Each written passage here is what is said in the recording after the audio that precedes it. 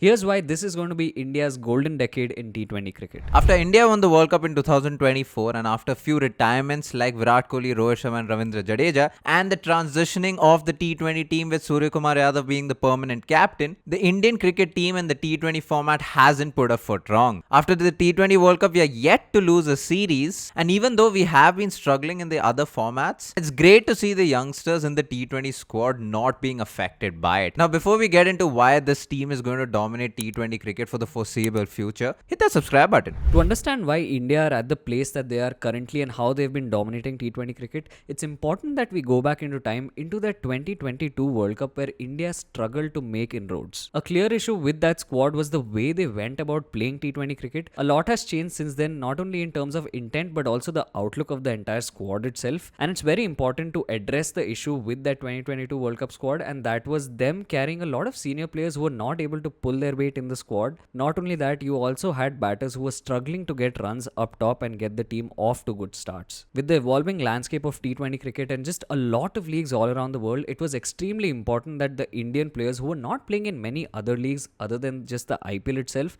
were able to come out and show the kind of intent that was necessary to dominate world cricket in the T20 format. And we did see this change in intent when Rohit Sharma took over the captaincy and decided that India were going to play the T20 World Cup in 2024 a certain way, and that was to attack right from the top. But even since the 2024 T20 World Cup and India's famous win there, we have still gone a notch higher, and that is clear to see in the results that this current Indian team is putting up. It's very, very evident that the Indian batters after the T20 World Cup have been very aggressive at the top, but it's not just at the top. Remaining batters who follow the openers have also been aggressive, also have been attacking from get-go. Since the World Cup, India have played 18 matches, so we've decided to take 18 matches on the either side of the World Cup final. Until the World Cup final, in the first 6 overs, that is the power play in the T20 format, India's average run rate per over was 8.3. Whereas after the World Cup final, the run rate in the power play has increased to 9.2, which is a significant jump. Now, even if you were to compare the strike rates of the top 6 batters, before the World Cup final, the average strike rate of the top 6 batters was 146.2. Whereas the average strike rate since the World Cup, the top 6 batters of the Indian team are closing in on 160. Interestingly enough, it's not just with the bat that we see these changes, it's also with the ball.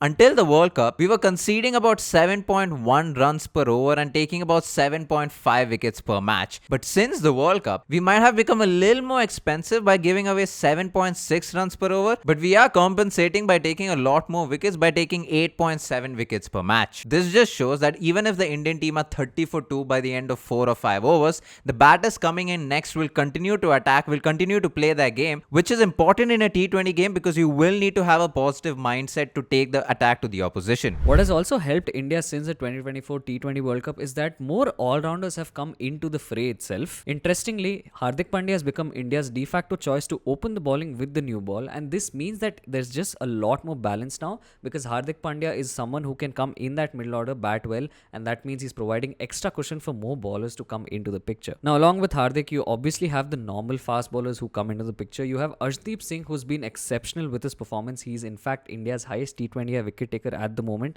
Not only that, you also have Jasprit Bumrah. We all know how well he did in that T20 World Cup. And apart from these two who are extremely good in this format itself, you also still have Mohammad Shami and Mohammad Siraj in the picture itself. With Hardik Pandya opening the bowling, this means that in Indian conditions, India just need one more fast bowler, and we've seen that in the England series where India have either chosen to play Arshdeep Singh or Mohammad Shami. And in conditions where there might be aid for fast bowlers, India can then go on and play Jasprit Bumrah and Arshdeep Singh as their frontline fast bowlers. Now, because Hardik Pandya is opening the bowling, India is allowed to play 2 specialist spinners and 2 other spinners who are also all-rounders, and because of this, there's just so much depth in terms of options for the captain. Interestingly enough, our 2 specialist spinners are no longer traditional spinners and now are unorthodox and have a bit of mystery to them. With Varun Chakravarti and Ravi Bishnoi being our frontline spinners, they bring a lot of variation into the attack because of the mystery in them, because of how they deviate from the kind of spinners we have traditionally had in the T20 format. With them, of course, we have Washington Sundar and Akshar Patel in the lineup, and it's very, very evident how every spinner in our team is completely different from the other. Amongst all of these guys, we also have Kuldeep Yadav, who's not in the squad right now, and interestingly enough, he has the best average for someone who's taken 50 wickets for an Indian bowler bowler in the T20 format. An added benefit is the sheer depth of the squad right from the batting position 1 all the way up to number 11.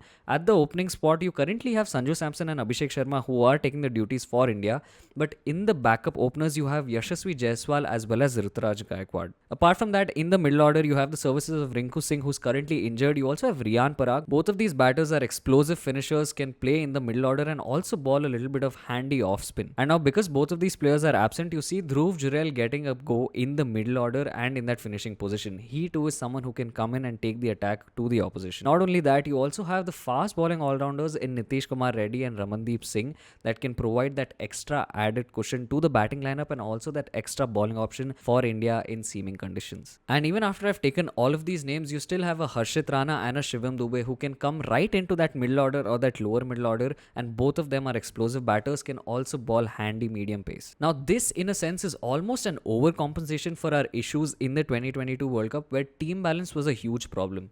Right now India has a surplus of all-rounders, which means we have teams that can go into all matches and all conditions and still dominate.